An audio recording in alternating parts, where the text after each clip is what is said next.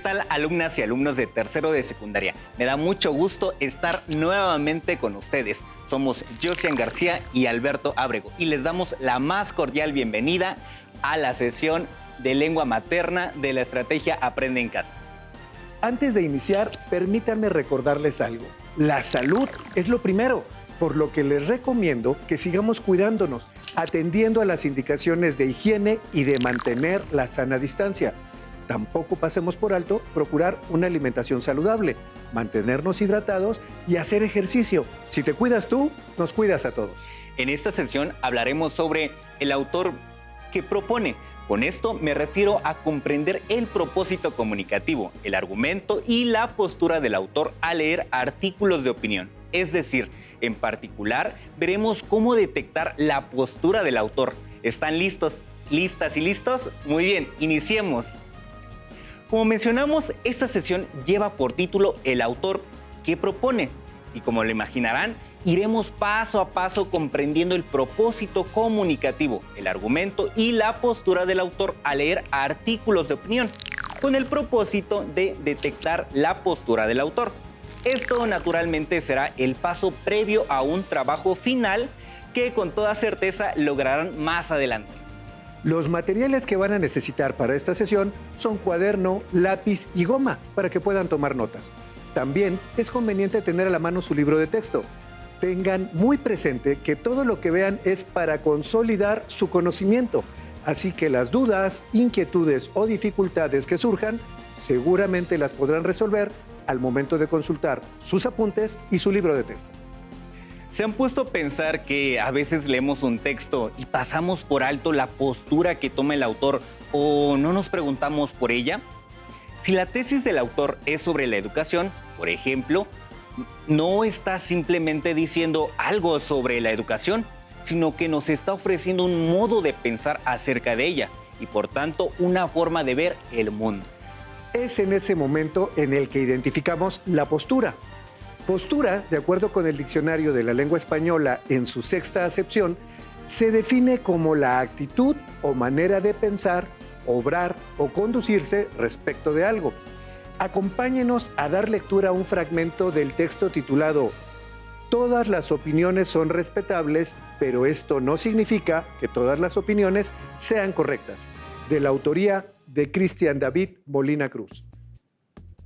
Finalmente se aclara que para que una opinión sea correcta es necesario que se presente suficiente evidencia a su favor, pues de lo contrario la opinión en cuestión presumiblemente será falsa, incorrecta o sin sustento. Prejuicios tan arcaicos como nuestra especie, tan absurdos como suponer que puede existir un círculo cuadrado, se erigen como verdades irrefutables y abundan en la tortura cotidiana que supone la comunicación con otros. Hoy, casi todos los seres humanos tienen voz y voto sobre casi cualquier asunto. Pueden expresar lo que piensan, difundirlo, imponerlo y convertirlo en dogma. Vivimos en la tiranía de la opinión personal que se supone que, como es respetable, entonces es correcta, válida, verdadera, plausible, razonable o aceptable. Creo que hay algo terriblemente pernicioso y dañino en lo que acabo de describir. De ahí esta breve reflexión sobre el particular que espero pueda servir, al menos, para aclarar lo que significa adquirir, construir y aceptar una opinión sobre cualquier cuestión. En primer lugar, una cosa es la opinión personal que alguien puede tener sobre alguna cuestión en particular que, para estar a tono con nuestra legislación, es respetable en el sentido de que nadie tiene derecho a discriminar a sus semejantes por los puntos de vista personales que algunos de los mismos expresan sobre diversas cuestiones, y otra muy diferente, que dichas opiniones sean correctas, válidas, aceptables o plausibles. En segundo lugar, adquirir, formar, recibir y aceptar opiniones de diversa índole de forma acrítica es un proceso casi autómata propio de nuestra naturaleza biológica. Bueno, pues después de escuchar el texto me atreveré a opinar y debo decir que me pareció muy interesante. Espero que a ustedes les haya invitado a reflexionar. Para ir comprendiendo mejor esto de identificar la postura del autor, les invitamos a ver este video con mucha atención. Hola, estoy leyendo este libro donde el autor habla acerca del uso de la tecnología, pero no identifico claramente su postura. Creo que es importante saberlo para tener una visión más objetiva sobre los temas que nos interesan. Pero, ¿de qué manera puedo reconocer la postura de este autor sobre el tema? Vamos a averiguarlo. Hay diversas situaciones en las que debemos expresar nuestros puntos de vista. Cuando abordamos un tema, podemos estar a favor de una postura, ser neutrales o estar en contra. Lo mismo sucede cuando se escribe un texto. Los autores exponen su postura sobre un tema o asunto, es decir, plantean su punto de vista, lo cual nos ayuda a comprender la perspectiva del autor. Existe mucha información acerca del calentamiento global y el cambio climático, pero ¿cómo podemos identificar la postura de un autor y sus argumentos frente a un tema? Hay 4 elementos que permiten identificar la postura de un autor. El contexto, que se refiere al entorno social, lugar y época en la que el autor escribe la obra. Para identificar el contexto, puedes guiarte con estas preguntas. ¿Quién es el autor? ¿Cuándo y dónde escribió el texto? ¿Qué estaba sucediendo en ese momento? Otro elemento es el tema, que es el asunto que trata el autor, el cual puede identificarse por medio de las siguientes preguntas. ¿Cuál es el asunto general del texto? ¿Aborda alguna problemática específica? ¿Cuál? El propósito del texto. El propósito del texto es otro elemento para identificar la postura del autor. Se puede identificar respondiendo la pregunta: ¿cuál es la intención del autor? Las ideas clave son otro elemento para identificar la postura del autor. Son las ideas más importantes que facilitan la comprensión del tema. Se pueden identificar si se preguntan: ¿cuáles son las ideas que explican el texto? Una vez que hemos reconocido dichos elementos en el texto, podremos identificar lo siguiente: la postura del autor, las razones y los argumentos, y si es objetivo en la redacción. Esto se puede reconocer por medio de los conectores textuales. Hay diferentes conectores, entre ellos están los comparativos, los de consecuencia, los causales, los de contraste y los de conclusión, entre otros. Los conectores comparativos sirven para hacer comparaciones entre hechos o argumentos. Entre ellos están asimismo, así también, igualmente, de igual manera, etc.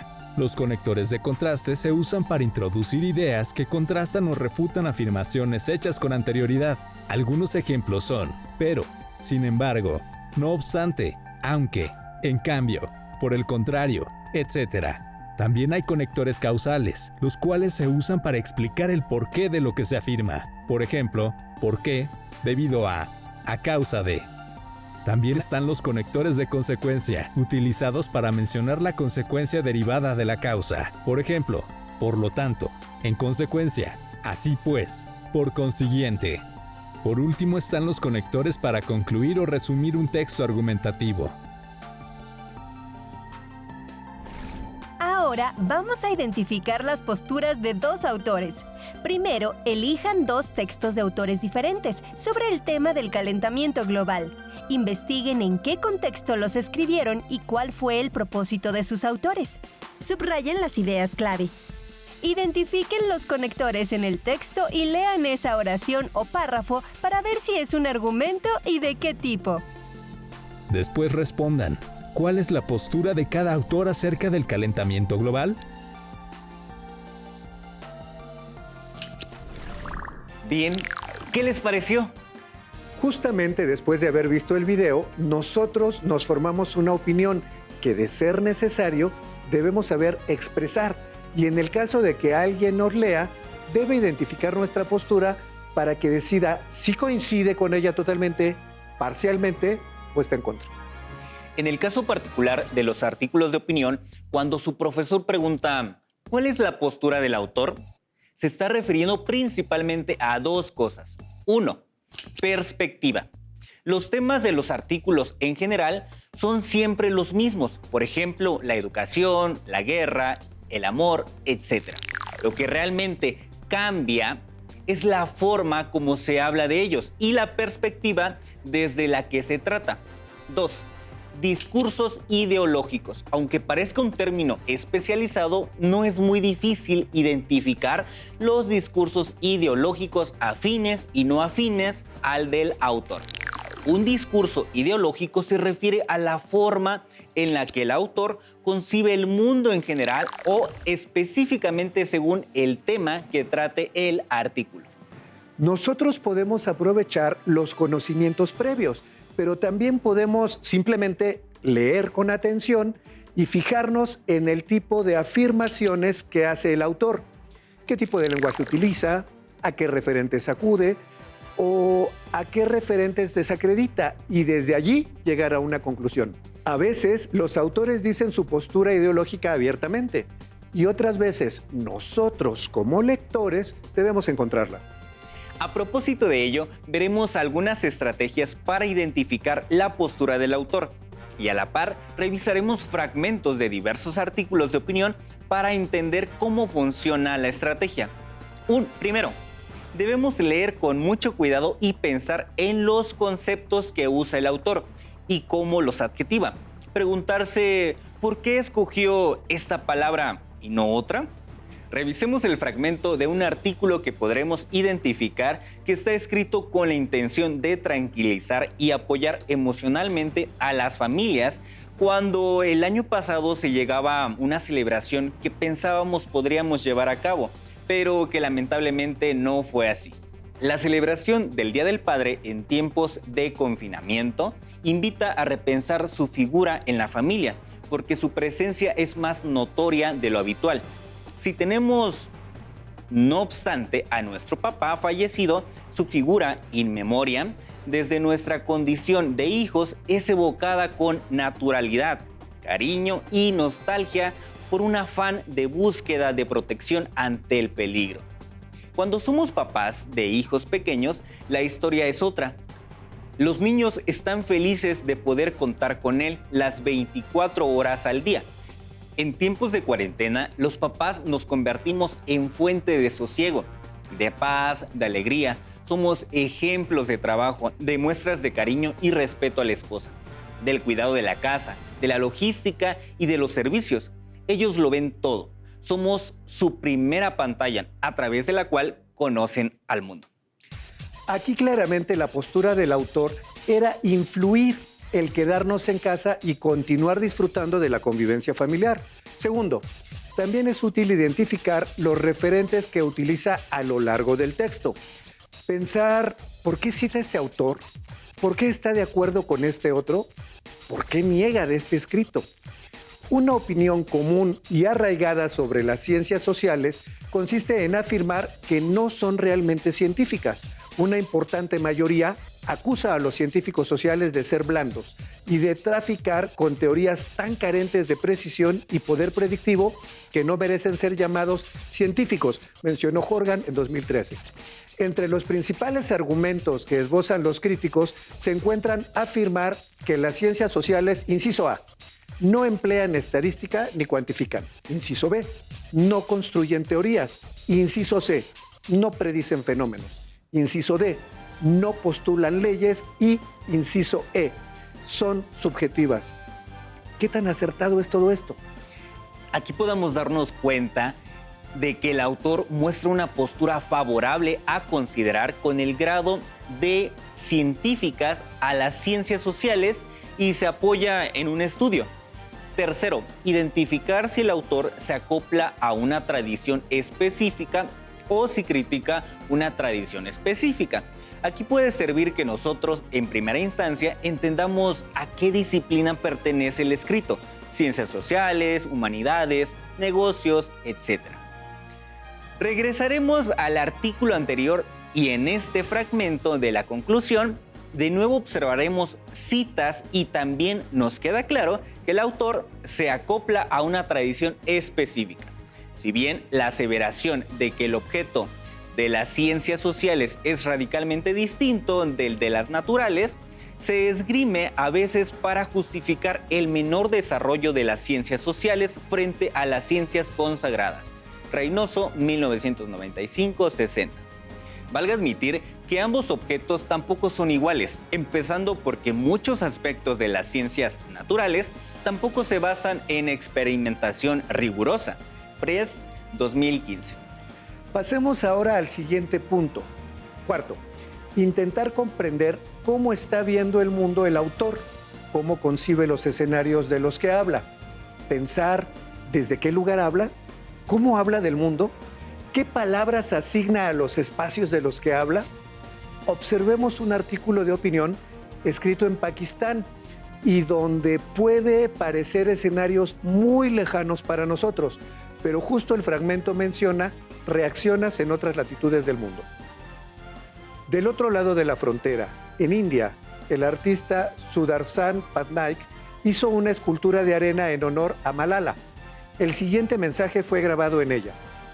La mundialmente famosa actriz de Estados Unidos, Angelina Jolie, propuso otorgar un premio Nobel a Malala por su determinación de generalizar la educación de las niñas, escribió en su blog. Todavía tratando de entender, mis hijos preguntaron, ¿por qué esos hombres piensan que necesitan matar a Malala? Respondí, porque la educación es algo poderoso.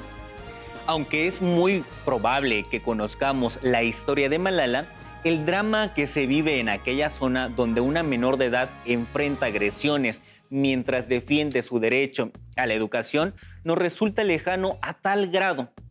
Quinto, identificar el año de publicación y su contexto. Es diferente que una persona escriba en momentos en que se da una protesta intensa a que lo haga bajo la época esclavista. Sus preocupaciones discursivas serán muy diferentes. Aquí les mostraremos algo más actual, escrito en 2013, y que perfila lo que será nuestra situación alimenticia 17 años después, dado el crecimiento poblacional. Además, pertenece a un medio español, país donde les llama mucho la atención el que nosotros disfrutemos, por ejemplo, de algunas especies como los chapulines o las chicatanas. En 2030, el mundo tendrá que alimentar a más de 9,000 millones de personas, además de los miles de millones de animales que se crían actualmente. La FAO estima que expandir la superficie dedicada a la agricultura no es una opción sostenible.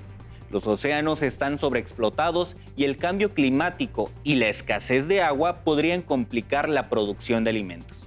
Para hacer frente a esos retos y a la hambruna, los expertos de la ONU creen que lo que comemos tiene que ser reevaluado. Y ahí entran los insectos. Los bichos son una fuente de alimento muy nutritivo y saludable con alto contenido en grasas, proteínas, vitaminas, fibra y minerales, dice el informe de la FAO. Por ejemplo, el contenido de proteínas, vitaminas y minerales de los gusanos de la harina es similar a la del pescado y la carne. Veamos un último punto. Sexto, pensar si hay un posible propósito social del texto. ¿Se quiere cambiar algo? ¿Se está criticando algo previo? ¿Esto va en contra o a favor de la existencia de alguna formación social específica? Leamos un fragmento de El maltrato animal nos daña. Quienes son violentos con los animales también pueden serlo con otras personas. No debe entenderse como válvula de escape, sino como una señal de alarma que debe preocuparnos como sociedad. Es importante que nuestro país dé un paso más contundente, que contemos con una ley general para que se persiga a quienes maltratan a los animales y se les sancione de verdad, porque este tipo de violencia da pie a más problemas sociales y a otros delitos. Por supuesto que la intención del autor es despertar conciencia hacia una solución a este problema social. De hecho, se menciona la necesidad de generar acciones. Ahora sí, una vez que logremos entender y aplicar estrategias, comprenderemos con mayor facilidad la postura del autor. Oye, ¿qué te parece si, para reafirmar, hacemos un ejercicio? Planteamos un tema y vemos qué posturas podemos encontrar. Eso suena interesante y seguro en casa pueden ir tomando nota de lo que cada uno piensa. Muy bien. Y se me ocurrió iniciar con algo que en esta temporada nos es muy común, la tecnología. Ah, muy actual realmente. Veamos qué hay aquí. Traigo mi teléfono. La tecnología por sí sola no basta. Y un fragmento dice, la tecnología puede hacer grandes cosas, pero solo si se combina con una intención y una capacidad humanas positivas. Yo estoy totalmente de acuerdo. Nosotros hacemos a la tecnología, pero a la vez lo interesante es encontrar una postura diferente. Veamos. Mira, investiguemos cómo la tecnología nos vuelve más humanos. Qué título tan sugerente, pero parece ir en sentido contrario. Leamos. Dejemos atrás la idea de que la tecnología es peligrosa y que, como en las películas de ciencia ficción, las máquinas nos van a conquistar. Mejor investiguemos cómo la tecnología nos vuelve más humanos al desarrollar prótesis de brazos para amputados, pruebas genéticas para determinar una enfermedad y tratarla, modelos de negocio que fomenten el crecimiento de la agricultura. Oye, tiene razón. Por supuesto que el enfoque es distinto. A mí se me ocurriría escribir acerca del uso y la postura sería conforme al título. La tecnología, ni héroe ni villano. ¿Qué te parece? Me parece que habrá que leerlo. Pero, a ver, busquemos otro tema. Uso de plásticos. Pues pienso que en eso todos estaremos de acuerdo, pero busquemos. Mira, lo primero que encontré, tan solo por el título, pienso que hablará a favor. La pandemia resucita el plástico de un solo uso. Dice, el uso de guantes, máscaras, batas y otros equipos de protección individual ante el SARS-CoV-2, además de envases, mamparas y bolsas, se ha disparado y con ellos la fabricación de plástico. Ante el miedo al contagio, este material de usar y tirar, que a partir de 2021 iba a sufrir mayores restricciones de uso en muchos países, resurge para protegernos, pero pone en riesgo la salud del medio ambiente. Y solo para continuar con nuestro ejercicio, avancemos, aunque sí es lógico lo que encontraremos. Mira, basta de plástico, por favor. Claro, era de esperarse. Leamos un fragmento. Pronto, ningún supermercado entregará más bolsas plásticas a sus clientes.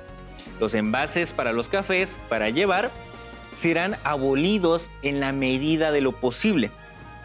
¿Basta con eso para cantar victoria?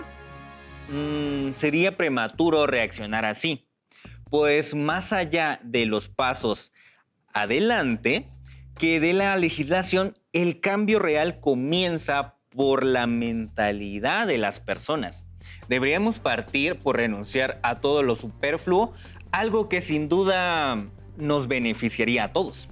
Lo sabía, pero ambas posturas son muy válidas. Revisemos otro tema. Propongo la moda. Mira el título que encontré. La moda no es para todo mundo. Y a ver, ¿qué dice? Hay un dicho popular que aplica perfectamente para este caso. La moda no es para todo mundo.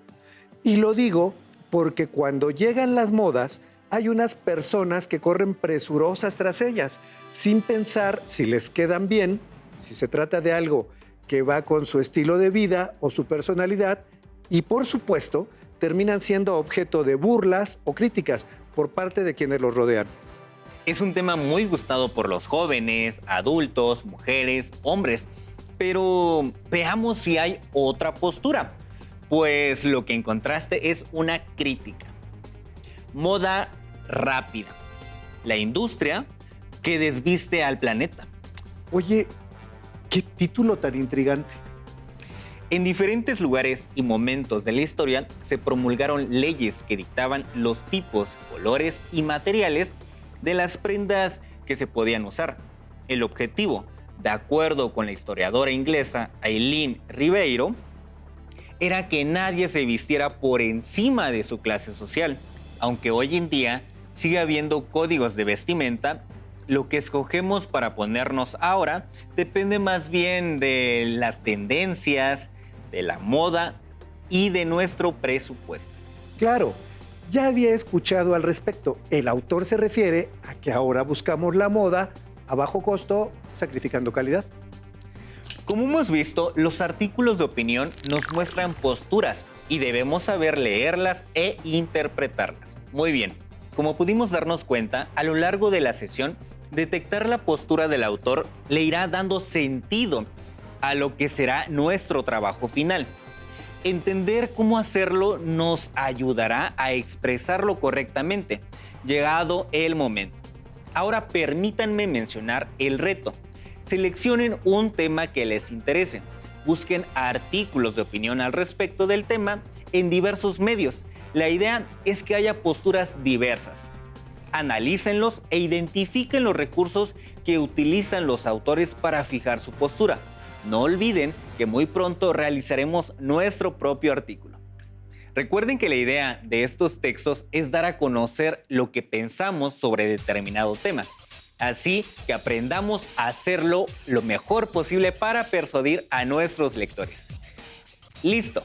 En esta sesión trabajamos para detectar la postura del autor y con ello aprendimos a emplear los recursos gráficos y visuales para la construcción de un texto.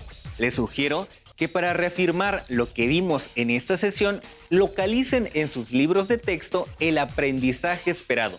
Comprende el propósito comunicativo, el argumento y la postura del autor al leer artículos de opinión. Lo anterior para que cuenten con más elementos y podamos detectar postura del autor. Gracias por compartir con nosotros esta sesión de lengua materna, en la que hemos escuchado sobre el autor que propone. Hemos aprendido algo nuevo juntos. Hasta la próxima. Si tienes dudas o necesitas ayuda, llama al Centro de Apoyo Pedagógico a Distancia. El número de teléfono para secundaria es el 55 36 01 71 23. Si requieres consultar los libros de texto en versión digital, recuerda que los puedes encontrar en la página conalitech.cep.gov.mx. Y recuerda que también cuentas con el sitio aprendeencasa.cep.gov.mx, en donde podrás ver nuevamente los videos de los programas y además encontrarás actividades para fortalecer tus aprendizajes. También te invitamos a que consultes las plataformas nuevaescuelamexicana.cep.gov.mx y tripulantes.cep.gov.mx.